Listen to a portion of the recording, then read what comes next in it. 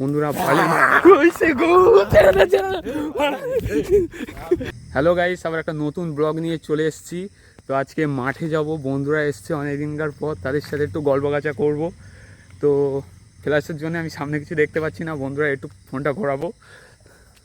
সাই কোনো একটা বন্ধু বসে আছে, তার সাথে একটু গল্প করব। তো বন্ধুরা আজ জমিয়ে গল্প করবো, তারপর বাড়ি চলে যাবো। আবার সকাল হলেই সবাই নিজের নিজের কাজে ব্যস্ততা পড়ে যাবে, বুঝেছো বন্ধুরা। বন্ধু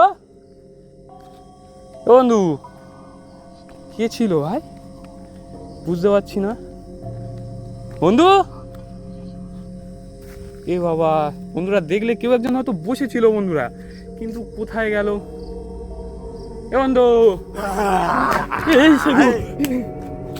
কে অতনু?